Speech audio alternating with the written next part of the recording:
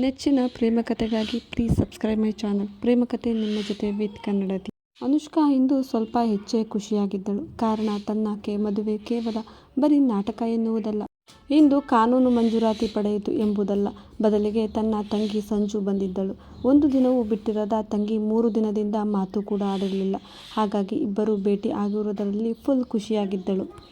ರೆಸ್ಟೋರೆಂಟ್ನಲ್ಲಿ ಕುಳಿತಿದ್ದ ಅನುಷ್ಕಾ ಮತ್ತು ಸಂಜು ತಮ್ಮ ಮಾತಿನಲ್ಲಿ ಎಷ್ಟು ಕಳೆದು ಹೋಗಿದ್ದರೆಂದರೆ ಅವರ ಎದುರು ರಾಘವ್ ಮತ್ತು ಆಕರ್ಷ್ ಇದ್ದರೆ ಎನ್ನುವುದನ್ನೇ ಮರೆತಿದ್ದರು. ರಾಘವ್ ಸಿದ್ಧಾರ್ಥ್ ಹೋದ ಮೇಲೆ ಸ್ವಲ್ಪ ಹೊತ್ತು ಅವರನ್ನೇ ನೋಡುತ್ತಿದ್ದರೆ ಆಕರ್ಷ್ ತನ್ನ ಮೊಬೈಲ್ನಲ್ಲಿ ಮುಳುಗಿದ್ದನು. ತುಂಬ ಹೊತ್ತು ಒಬ್ಬನೇ ಕುಳಿತು ಬೇಜಾರಾಗಿದ್ದ ರಾಘವ್, ಇಬ್ಬರದು ಮಾತು ಮುಗೀತಾ? ನಾವು ಇಲ್ಲೇ ಇದ್ದೀವಿ, ನಿಮಗೆ ಕಾಣಿಸ್ತಿಲ್ಲ ಅಂತ ಅನ್ನಿಸ್ತಿದೆ ಎಂದಿದ್ದ ರಾಘವ್. ಇಬ್ಬರ ಕಣ್ಣು ಮುಜುಗರದಿ ಅವನನ್ನೇ ನೋಡಿದ್ದವು. ಥ್ಯಾಂಕ್ಸ್ ಸಂಜನಾ, ನನಗೆ ಅನುಷ್ಕಾ ಡಾಕ್ಯುಮೆಂಟ್ ತಂದು ಕೊಟ್ಟಿದ್ದಕ್ಕೆ ಎಂದಿದ್ದ ರಾಘವ್. ಅಯ್ಯೋ ಇಲ್ಲ ಬೇಡ ಬಾವ, ನಾನೇ ಥ್ಯಾಂಕ್ಸ್ ಹೇಳಬೇಕು. ನೀವೆಲ್ಲಿ ನನ್ನ ಅಕ್ಕನನ್ನು ಭೇಟಿ ಮಾಡಬೇಕು ಅಂತ ಕೇಳಿದ್ದಕ್ಕೆ ಎಲ್ಲಿ ನೀವು ಕೋಪ ಮಾಡ್ಕೊಂಡಿದ್ದೀರೋ ಇಲ್ಲ ಅಂತೀರೋ ಅಂದ್ಕೊಂಡಿದ್ದೆ. ಆದರೆ ನೀವು ಇವತ್ತೇ ಭೇಟಿ ಮಾಡಿಸ್ತೀರಾ ಅಂದ್ಕೊಂಡಿರಲಿಲ್ಲ. ತುಂಬ ಖುಷಿಯಾಯಿತು. ನಾನೇ ಥ್ಯಾಂಕ್ಸ್ ಹೇಳಬೇಕು ಅಂದ್ಕೊಂಡಿದ್ದೆ ಎನ್ನುವ ಸಂಜುವನ್ನು ನೋಡಿ ನೀನು ಇವರಿಗೆ ಫೋನ್ ಮಾಡಿದ್ದ ಎನ್ನುವಂತೆ ಕಣ್ಣಲ್ಲೇ ಕೇಳಿದ್ದಳು. ಸಂಜು ಹ್ಞೂ ಎನ್ನುವುದಕ್ಕೂ ಮೊದಲೇ ನಿಮ್ಮ ಅಕ್ಕ ಕೂಡ ನಿನ್ನನ್ನು ತುಂಬ ಮಿಸ್ ಮಾಡ್ಕೊಂಡಿದ್ಲು. ನಿನ್ನೆ ಕೂಡ ನಿನಗೆ ಫೋನ್ ಮಾಡಿದ್ಲು, ಆದರೆ ನಿನ್ನ ಫೋನ್ ಕನೆಕ್ಟ್ ಆಗಲೇ ಇಲ್ಲ ಎನ್ನುವಾಗ ಅಯ್ಯೋ ಇವರಿಗೆ ಗೊತ್ತಾಯಿತು, ನಾನು ಇವರಿಗೆ ಫೋನ್ ಮಾಡಿರೋ ವಿಚಾರ. ಇವರಿಗೆ ನನ್ನ ಹಿಂದೆ ಏನಾದರೂ ಅಲ್ಲ ನನ್ನ ಮೇಲೆ ಏನಾದರೂ CCTV ಫಿಕ್ಸ್ ಮಾಡಿದ್ದಾರಾ ಹೇಗೆ ಅಂದುಕೊಂಡಿದ್ದಳು ಅನುಷ್ಕಾ. ಸಂಜು ಮತ್ತು ರಾಘವ್ ಅನುಷ್ಕಾ ಬಗ್ಗೆ ಮಾತನಾಡುತ್ತಿದ್ದರು. ಆಕಾಶ್ ತನ್ನ ಫೋನ್ ಮಾಡುತ್ತಲೇ, ಅತ್ತಿಗೆ ನಿಮ್ಮ ತಂಗಿ ರಾತ್ರಿ 10 ಗಂಟೆಗೆ ನನಗೆ ಫೋನ್ ಮಾಡಿದ್ರು ನಿಮ್ಮ ನಂಬರ್ ಕೇಳೋಕ್ಕೆ. ಆದರೆ ನಿಮ್ಮದು ಹಳೆ ನಂಬರ್ ವರ್ಕ್ ಆಗ್ತಿರಲಿಲ್ಲ. ಹೊಸ ನಂಬರ್ ನಿಮ್ಮ ಪತಿದೇವರು ನನಗೆ ಕೊಡಲಿಲ್ಲ. ಅದಕ್ಕೆ ನಿಮ್ಮ ಪತಿದೇವ್ರದನ್ನೇ ನಂಬರ್ನ ಕೊಟ್ಟಿದ್ದೆ ಅಷ್ಟೇ ಎಂದಿದ್ದ. ಅನುಷ್ಕಾ ತನ್ನ ಹಿಂದೆ ಏನೇನಾಗ್ತಿದೆ ಅಂತ ನನಗೆ ಗೊತ್ತಾಗದ ರೀತಿ ಎನ್ನುವ ಅವಳನ್ನೇ ಮುತ್ತಿಟ್ಟು, ಇನ್ನೇನು ಮಾಡಲಿ ಅಕ್ಕ, ನನಗೆ ನಿನ್ನ ಜೊತೆ ಮಾತಾಡಬೇಕು ಅನ್ನಿಸ್ತಿತ್ತು. ನಾನು ಅಂದ್ಕೊಂಡೆ ನೀನು ಭಾವನ ಮುದ್ದು ಪ್ರೀತಿಯಲ್ಲಿ ಕಳೆದೋಗಿದ್ದೀಯೇನೋ, ನನ್ನನ್ನು ಮರ್ತು ಬಿಟ್ಟಿದ್ದೀಯೇನೋ ಅಂದ್ಕೊಂಡೆ.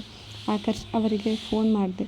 ಆವಾಗಲೇ ಗೊತ್ತಾಗಿದ್ದು ನೀವು ನಿಮ್ಮ ಪ್ರೈವೇಸಿ ಟೈಮ್ಗೋಸ್ಕರ ಯಾರೂ ಡಿಸ್ಟರ್ಬ್ ಡಿಸ್ಟರ್ಬ್ ಆಗುತ್ತೆ ಅಂತ ನೀವು ಪ್ರೈವೇಟ್ ವಿಲ್ಲಾದಲ್ಲಿದ್ದೀರಿ ಎಂದಿದ್ದರು ಎನ್ನುವ ಸಂಜನಾ ಕಿವಿ ಹಿಂಡಿ, ಇದು ಯಾವಾಗಿಂದ ಕಲ್ತಿದ್ದೀಯಾ? ತುಂಬ ದೊಡ್ಡವಳಾಗ್ಬಿಟ್ಟಿದ್ದೀಯಾ ಎನ್ನುತ್ತಿದ್ದ ಅಕ್ಕನ ಕೈ ಹಿಡಿದು, ಸಾರಿ ಅಕ್ಕ ಸಾರಿ, ತುಂಬ ನೋವುತ್ತಿದೆ ಬಿಡು ಪ್ಲೀಸ್ ಎನ್ನುತ್ತಿದ್ದಳು ಸಂಜನಾ. ಇವರಿಬ್ಬರನ್ನು ನೋಡಿ ತನ್ನ ಸ್ವೀಟಿಯನ್ನು ನೆನೆಸಿಕೊಂಡಿದ್ದ ರಾಘವ್. ಎಲ್ಲರೂ ಒಂದಿಷ್ಟು ಹೊತ್ತು ಕುಳಿತು ಮಾತನಾಡಿ ಹೊರಟಿದ್ದರು. ತನ್ನ ಕೀ ಆಕರ್ಷ್ಗೆ ನೀಡಿ, ನೀನು ಸಂಜನಾ ಕಾರ್ನಲ್ಲಿ ಹೋಗಿರಿ ಆಫೀಸ್ ಬಳಿಗೆ ಎಂದಿದ್ದ ರಾಘವ್ ನೋಡಿ, ಇದೇನು ಅಣ್ಣ ನೀನು ಅತ್ತಿಗೆ ಬರಲ್ವಾ? ಓ ನೀನೇನು ಇಲ್ಲಿಂದಲೇ ಹನಿಮೂನ್ ಟಿಕೆಟ್ ಬುಕ್ ಮಾಡಿದ್ದೀಯೋ ಹೇಗೆ? Okay happy journey. ಮದುವೆ ಆದವರು ಏನು ಮಾಡೋದು ನಡೆಯುತ್ತೆ ಎನ್ನುತ್ತಿದ್ದರೆ ಅನುಷ್ಕಾ, ಇಲ್ಲೇ ಈ ಭೂಮಿ ಬಾಯಿ ಬಿಟ್ಟರೆ ಸಾಕಲ್ಲ, ಅದರೊಳಗೆ ನಾನು ಕುಸಿದು ಬಿಡಬೇಕು. ಈ ಸಂಜನಾ ಮತ್ತು ಆಕರ್ಷ್ ಏನೇನಂತ ಮಾತಾಡ್ತಾರಪ್ಪ, ಏನಾದರೂ ಸ್ವಲ್ಪನೂ ಮುಜುಗರನೇ ಪಡೋದೇ ಇಲ್ವಾ? ಇವರನ್ನು ಮಾತಾಡ್ತಿರೋದು ನೋಡ್ತಾ ಇದ್ರೆ ಇವರಿಗೆ ಹೆಚ್ಚಿನ ಮದುವೆ ಶೋಕಿ ಇದೆ ಅನ್ನಿಸ್ತಿದೆ. ರಾಘವ್ ಸಂಜನಾಗೆ ಕೀಪ್ ಎನ್ನಲು ಸಂಜು ತನ್ನ ಗಾಡಿ ಕೀ ನೀಡಿದ್ದಳು. ನಾನು ನಿಮ್ಮ ಅತ್ತಿಗೆ ಇಬ್ಬರು ಸ್ಕೂಟಿಯಲ್ಲಿ ಬರ್ತೀವಿ ಎನ್ನುತ್ತಿದ್ದನು ರಾಘವ್ ಮಾತು ಕೇಳಿದ ಆಕರ್ಷ್, ನೀನು ಸ್ಕೂಟಿಯಲ್ಲಿ? ಸರಿ ಇತ್ತೀಚೆಗೆ ಹೇಗೇಗೋ ಆಡ್ತಿದ್ದೀಯಪ್ಪ. ಅನುಷ್ಕಾ ಅತ್ತಿಗೆ ಸ್ವಲ್ಪ ನೋಡ್ಕೊಳ್ಳಿ, ಯಾಕೋ ಯಾವುದೋ ಸ್ಕ್ರೂ ಲೂಸ್ ಆಗಿರೋ ಥರ ಅನ್ನಿಸ್ತಿದೆ ನಿಮ್ಮ ಪತಿದೇವರಿಗೆ ಎನ್ನಲು ಒಂದು ಡೆವಿಲ್ ಲುಕ್ ನೀಡಿದ್ದ ರಾಘವ್. ನೋಟದಲ್ಲೇ ಅರ್ಥ ಆಗಿತ್ತು ಆಕರ್ಷ್ಗೆ. ಹೋಗ್ತೀಯಾ ಇಲ್ಲ ನನ್ನ ಕೈಗೆ ಕೆಲಸ ಕೊಡ್ಲಾ ಎನ್ನುತ್ತಿದ್ದಂತೆ. ಸರಿ ಬಿಡಪ್ಪ ಹೋಗ್ತೀನಿ, ಅದಕ್ಕೆ ಆಗಿ ನೋಡ್ತೀಯಾ ಎಂದು ಕಾರಿ ಏರಿದ್ದ ಆಕರ್ಷ್. ಸಂಜನಾ ಕೂಡ ಅವನೊಟ್ಟಿಗೆ ಹೊರಟಳು. ಅನುಷ್ಕಾ ಏನು ಮಾಡೋದು ತಿಳಿಯುತ್ತಿಲ್ಲ. ರಾಘವ್ ಯಾವ ಮಾತನ್ನು ಕೇಳುವವನಲ್ಲ. ಇವಳಾಗಿಯೇ ಏನನ್ನಾದರೂ ಕೇಳುವ ತನಕ ಏನೂ ಹೇಳುವುದಿಲ್ಲ. ಆದರೆ ಅನುಷ್ಕಾ ಮಾತನಾಡಬಾರದೆಂಬಂತೆ ನಿಂತಿದ್ದಳು. ಸ್ಕೂಟಿ ಕೀ ಹಿಡಿದು ಸ್ಟಾರ್ಟ್ ಮಾಡಲು ಹೋದ. ಆದರೆ ಯಾಕೋ ಸ್ಟಾರ್ಟ್ ಆಗ್ತಾನೇ ಇಲ್ಲ. ಅನುಷ್ಕಾ ನಗುತ್ತಾ ಕೈಕಟ್ಟಿ ನಿಂತಿದ್ದಳು. ಸ್ವಲ್ಪ ಹೊತ್ತು ಹಾಗೆಯೇ ಟ್ರೈ ಮಾಡುತ್ತಿದ್ದ. ಅವನಿಗೆ ಯಾಕೋ ಸರಿಯಾಗಿ ಸ್ಟಾರ್ಟ್ ಮಾಡಲು ಬರಲೇ ಇಲ್ಲ ಎಂದು ಅವಳಿಗೆ ಅರ್ಥವಾಗಿತ್ತು. ಅವಳೇ ಸ್ಕೂಟಿ ಬಳಿ ಬಂದು, ನಾನೇ ಗಾಡಿ ಸ್ಟಾರ್ಟ್ ಮಾಡ್ತೀನಿ ಎಂದರೆ, ಎಲ್ಲೋ ಇದರಲ್ಲಿ ಏನೋ ಪ್ರಾಬ್ಲಮ್ ಇದೆ ಅನಿಸುತ್ತೆ, ಗಾಡೀಲಿ ಹೋಗಿ ರಿಪೇರಿ ಕೊಡೋಣ, ಆಮೇಲೆ ನಾವಿಬ್ಬರು ಕ್ಯಾಬಲ್ಲಿ ಹೋಗೋಣ ಎನ್ನುವಾಗ ಅನುಷ್ಕಾಗೆ ಗೊತ್ತಾಗಿತ್ತು ರಾಘವ್ಗೆ ಸ್ಕೂಟಿ ಚಲಾಯಿಸಲು ಬರೋದಿಲ್ಲ ಎಂದು. ಏನಾದರೂ ಇವನ ಹಿಂದೆ ಕೂತ್ಕೊಂಡ್ರೆ ಆಫೀಸ್ ಬದಲಿಗೆ ನೇರವಾಗಿ ಆಸ್ಪತ್ರೆಗೆ ಕರೆದುಕೊಂಡು ಹೋಗ್ತಾನೆ, ಅದಂತೂ ಸತ್ಯ ಅಂತ ತಿಳಿದು, ಹ್ಯಾಂಡಲ್ ಬಿಡಿ ಈ ಕಡೆ ಬನ್ನಿ ಎಂದು ಕಿಕ್ ಮಾಡಿಟ್ಟು ಎಕ್ಸಿಲೇಟರ್ ರೈಸ್ ಮಾಡಿ ಮುಂದಿನ ಸೀಟ್ ಏರಿ ಕುಳಿತು, ಕತ್ತಲ್ಲೇ ಬನ್ನಿ ಕೂತ್ಕೊಳ್ಳಿ ಎನ್ನುವಂತೆ ಹೇಳಿದಳು. ರಾಘವ್ ನಗುತ್ತಾ ಅವಳ ಹಿಂದೆ ಬಂದು ಕುಳಿತಿದ್ದ. ಇಬ್ಬರು ಹೆಲ್ಮೆಟ್ ಧರಿಸಿದ್ದರು. ಗಾಡಿ ಮುಂದೆ ಓಡಿತ್ತು. ಅನುಷ್ಕಾ ಚಂದವನ್ನು ಕಣ್ಮುಂದಿನ ಕನ್ನಡಿಯಲ್ಲಿ ನೋಡುತ್ತಿದ್ದ ರಾಘವ್. ಅನುಷ್ಕಾ ಇದ್ಯಾವುದರ ಪರಿವಿಲ್ಲದೆ ಅವಳ ದೃಷ್ಟಿ ಬರೀ ಮುಂದಿನ ರಸ್ತೆಯ ಮೇಲೆ ಅಷ್ಟೇ. ನೋಡುತ್ತಲೇ ಅವಳ ನಡುವಿನ ಮೇಲೆ ಕೈ ಭಾಸವಾಗಿ ತಕ್ಷಣ ಬ್ರೇಕ್ ಹಾಕಿದ್ದಳು. ರಾಘವ್ ತಲೆ ಹೋಗಿ ಅನುಷ್ಕಾ ಹೆಲ್ಮೆಟ್ಗೆ ಬಾರಿಸಿತ್ತು. ಅಪ್ಪ ಎನ್ನುತ್ತಾ ತಲೆ ಉಜ್ಜಿಕೊಳ್ಳುತ್ತಾ, ಇದೇನಿದು ನಿನಗೆ ಡ್ರೈವಿಂಗ್ ಬರುತ್ತೆ ಅಂದ್ಕೊಂಡ್ರೆ ಹಿಂಗ ಬ್ರೇಕ್ ಹಾಕೋದು? ನಿನಗೆ ಡ್ರೈವಿಂಗ್ ಲೈಸೆನ್ಸ್ ಯಾರು ಕೊಟ್ಟಿದ್ದು ಎನ್ನುತ್ತಿದ್ದ ರಾಘವ್ ನೋಡಿ ಅದು ಎಂದಿದ್ದಳು. ಅನುಷ್ಕಾ ಏನೇನದು ಎಂದಿದ್ದ ರಾಘವ್ಗೆ. ಏನು ಹೇಳೋದು ಅಂತ ಗೊತ್ತೇ ಆಗಲಿಲ್ಲ ಅವನಿಗೆ. ಏನಿಲ್ಲ ಎನ್ನುತ್ತಾ ಗಾಡಿ ಮತ್ತೆ ಸ್ಟಾರ್ಟ್ ಮಾಡಿದ್ದಳು. ನೋಡಿದರೆ ಮತ್ತದೆ ರಾಘವ್ ಅವಳನ್ನು ಬಳಸಿ ಹೆಗಲ ಮೇಲೆ ತನ್ನ ಗಲ್ಲ ಉರಿ ರಸ್ತೆ ನೋಡುತ್ತಿದ್ದರೆ ಅಕ್ಕಪಕ್ಕದ ಗಾಡಿಯವರು ವಾವ್ ಎಷ್ಟು ಚೆನ್ನಾಗಿದೆ ಜೋಡಿ ಎನ್ನುವಂತೆ ಕಾಣುತ್ತಿದ್ದರು. ಅನುಷ್ಕಾಗೆ ಸುತ್ತಮುತ್ತಲ ಗಾಡಿಯವರು ಇವರನ್ನೇ ನೋಡುತ್ತಿದ್ದರೆ ಯಾಕೋ ಒಂಥರ ನಾಚಿಕೆಯಲ್ಲಿ ಇರಿಸುಮುರಿಸೆನ್ನುತ್ತಿತ್ತು. ಮತ್ತೆ ಇನ್ನೊಂದೆಡೆ ರಾಘವನನ್ನು ನೋಡಿದರೆ ಹಿತ ಅನಿಸುತ್ತಿತ್ತು. ಹುಡುಗಿಯ ಮನದಲ್ಲಿ ಮೊದಲಿಗೆ ಸ್ವಲ್ಪ ತನ್ನ ಹಿಡಿತ ಕಳೆದುಕೊಂಡಿದ್ದರು. ನಂತರ ಅದೇ ಖುಷಿ ಎನ್ನಿಸಿ ಗಾಡಿ ಆಫೀಸ್ ತಲುಪಿಸಿದ್ದಳು. ಆಫೀಸ್ ಗೇಟ್ ಬಳಿ ಬಂದು ನಿಲ್ಲಿಸಿದ ಅನುಷ್ಕಾ ನೋಡಿ, ಯಾಕೆ ಮುಂದೆ ನಡಿ ಗೇಟ್ ಒಳಗಡೆಗೆ ಎಂದಿದ್ದ ರಾಘವ್. ಇಲ್ಲ, ನೀವು ಇಲ್ಲೇ ಇಳ್ಕೊಳ್ಳಿ, ನಾನು ಒಬ್ಬಳೇ ಹೋಗ್ತೀನಿ, ನೀವು ಮುಂದಕ್ಕೆ ಬನ್ನಿ ನಡ್ಕೊಂಡು ಎನ್ನುವಾಗ ಅನುಷ್ಕಾ ನೋಡಿ, ಏನು ನಾನು ನಡ್ಕೊಂಡು ಬರಲ್ಲ? ನೋವೇ, ನನಗೆ ಆಗಲ್ಲ, ಸುಮ್ಮನೆ ಕರ್ಕೊಂಡು ಹೋಗು ಎನ್ನುತ್ತಿದ್ದ ರಾಘವ್. ಇಲ್ಲ, ನಾನು ನಿಮ್ಮ ಜೊತೆ ಬರಲ್ಲ, ಬೇಕಿದ್ರೆ ನೀವೇ ನಡ್ಕೊಂಡು ಹೋಗೋಕ್ಕಾಗಲ್ಲ ಅಂದರೆ ನೀವೇ ಗಾಡಿ ತೊಗೊಂಡೋಗಿ, ನಾನೇ ಬರ್ತೀನಿ ಎನ್ನುತ್ತಾ ಗಾಡಿಯಿಂದ ಇಳಿದಿದ್ದಳು. ರಾಘವ್ ಹ್ಯಾಂಡಲ್ ಹಿಡಿದು ನಿನ್ನಿಷ್ಟ ಎನ್ನುತ್ತಾ ಮುಂದೆ ಸಾಗಿದ್ದ. ವಾಚ್ಮ್ಯಾನ್ ಸ್ಕೂಟಿಯಲ್ಲಿ ಕೋಟ್ ಇಲ್ಲದ ಹೆಲ್ಮೆಟ್ ಹಾಕಿದ್ದರಿಂದ ರಾಘವ್ನನ್ನು ಗುರುತಿಸಲಿಲ್ಲ. ಆದ್ದರಿಂದ ಮೇನ್ ಗೇಟ್ ತೆಗೆಯಲಿಲ್ಲ. ರಾಘವ್ ಗಾಡಿ ನಿಲ್ಲಿಸದೆ ಟೂ ವೀಲರ್ ಹೋಗೋ ಜಾಗಕ್ಕೆ ಸ್ಕೂಟಿ ತೆಗೆದುಕೊಂಡು ಹೋಗಿದ್ದ. ರಾಘವ್ ರೆಸ್ಟೋರೆಂಟ್ ಬಳಿ ತನಗೆ ಸ್ಕೂಟಿ ಸ್ಟಾರ್ಟ್ ಮಾಡಲು ಸಹ ಬರುವುದಿಲ್ಲ ಎಂಬಂತೆ ನಟಿಸಿದ್ದ. ಆದರೆ ಆ ಪುಟ್ಟ ಜಾಗದಲ್ಲಿ ಹೇಗೆ ಹೋಗ್ತಾನೆ ಎಂದು ನೋಡುತ್ತಿದ್ದ ಅನುಷ್ಕಾಳಿಗೆ ಅವಳಿಗೆ ಆಶ್ಚರ್ಯವೆನಿಸಿತ್ತು. ತುಂಬ ಸರಾಗವಾಗಿ ಗಾಡಿ ಮುಂದೆ ಹೋಗಿತ್ತು. ಮತ್ತೆ ಅನುಷ್ಕಾಗೆ ಕೋಪ ಬಂದಿತ್ತು. ಅವನು ಬೈಕ್ ನಿಲ್ಲಿಸುವುದಕ್ಕೂ ಮುಂಚೆಯೇ ಇವಳೇ ಫಾಸ್ಟಾಗಿ ಓಡಿದ್ದಳು. ನೀವು ಇವತ್ತು ಬದಲಾಗಲ್ಲ ಅಲ್ವಾ? ಬರೀ ಸುಳ್ಳು. ನಿಮಗೆ ಸ್ಕೂಟಿ ಓಡಿಸೋಕೆ ಬರುತ್ತೆ, ಆದರೆ ರೆಸ್ಟೋರೆಂಟ್ ಮುಂದೆ ನನಗೆ ಸ್ಕೂಟಿ ಓಡಿಸೋಕ್ಕೆ ಬರಲ್ಲ ಅಂದ್ರಿ ಅಲ್ವಾ ಎನ್ನುವ ಅನುಷ್ಕಾ ಕಡೆ ನೋಡಿ ಸ್ಕೂಟಿ ಪಾರ್ಕ್ ಮಾಡಿ ಅಲ್ಲೇ ಅವಳಿಗೆ ಕೀ ನೀಡಿ, ರೈಟ್ ತುಂಬ ಚೆನ್ನಾಗಿತ್ತು ನೋಡಿ, ದಿನ ಇಬ್ಬರು ಹೀಗೆ ಸ್ಕೂಟಿಯಲ್ಲಿ ಬರೋಣವಾ ಎನ್ನುವವನಿಗೆ ಅನುಷ್ಕಾ ಮುಖ ನೋಡಿ, ಓ ಕೋಪ ಬಂದಿದೆ ಅಮ್ಮವ್ರಿಗೆ. ನಾನು ಯಾವಾಗ ಹೇಳ್ದೆ ಹೇಳು ನನಗೆ ಸ್ಕೂಟಿ ಓಡ್ಸೋಕ್ಕೆ ಬರಲ್ಲ ಅಂತ? ಎಲ್ಲನೂ ನೀನೇ ಇಮೇಜ್ ಮಾಡಿಕೊಂಡೆ.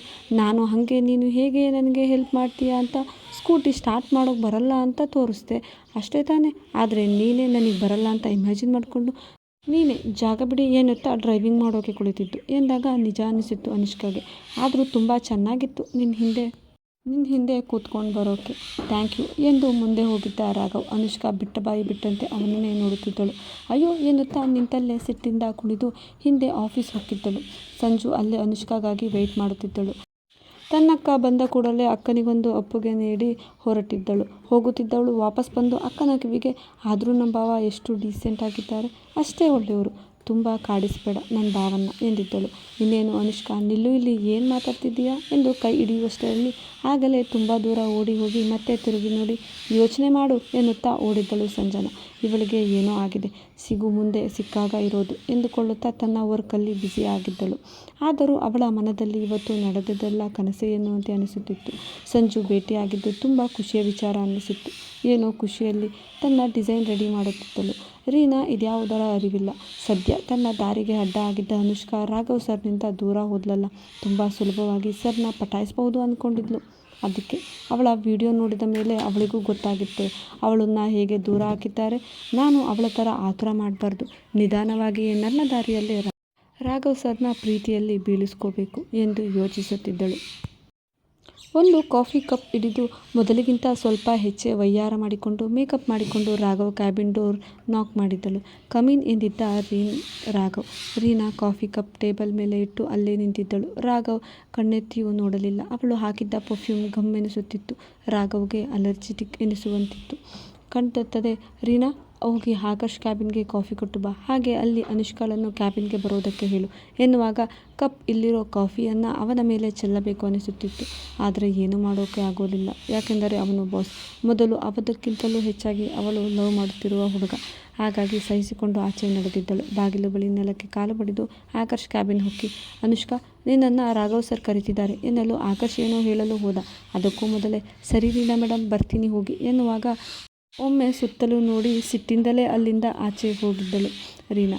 ಅನುಷ್ಕಾ, ಓಕೆ ಆಕಾಶ್, ನೀವು ಇದನ್ನು ಸ್ವಲ್ಪ ಕ್ರಾಸ್ ಚೆಕ್ ಮಾಡಿ, ನಾನು ಬರ್ತೀನಿ ಎಂದು ರಾಘವ್ ಕ್ಯಾಬಿನ್ ಕಡೆ ನಡೆದಿದ್ದಳು. ರಾಘವ್ ತನ್ನ ಕೈಯಲ್ಲಿದ್ದ ಡಾಕ್ಯುಮೆಂಟ್ ಮೇಲೆ ಕೈಯಾಡಿಸುತ್ತಿದ್ದ. Door knock ಮಾಡಿದ್ದಳು Anushka. ರಾಘವ್ ಒಳಬರಲು ಹೇಳಿದ್ದ. ಬಂದು ನಿಂತವಳು ಥ್ಯಾಂಕ್ಸ್ ಎಂದಿದ್ದಳು. ಯಾಕೆ ಎನ್ನುವಂತೆ ಕೇಳಿದ್ದ ರಾಘವ್. ಸಂಜು ಭೇಟಿ ಮಾಡಿಸಿದ್ದಕ್ಕೆ ಎಂದಿದ್ದಳು. ನಮ್ಮ ಕಡೆ ಥ್ಯಾಂಕ್ಸ್ ಹೇಳೋ ರೀತಿ ಬೇರೆ ಇದೆ ಎಂದಿದ್ದ ಫೈಲ್ ಟೇಬಲ್ ಮೇಲಿರಿಸಿ. ಅನುಷ್ಕಾ ಏನೂ ಅರ್ಥವಾಗಲಿಲ್ಲ. ಮತ್ತೆ ಹೇಗೆ ಎನ್ನುವಂತೆ ಕುತೂಹಲದಿಂದಲೇ ನೋಡುತ್ತಿದ್ದಳು. ಒಮ್ಮೆ ಕಣ್ಣು ಮುಚ್ಚಿ ಸೀಲಿಂಗ್ ಕಡೆ ನೋಡಿ, ಆಕರ್ಷ್ ಹೇಳಿದ್ದರ ಬಗ್ಗೆ ಏನು ಯೋಚನೆ ಮಾಡಿದೆ ಅಂದಿದ್ದ.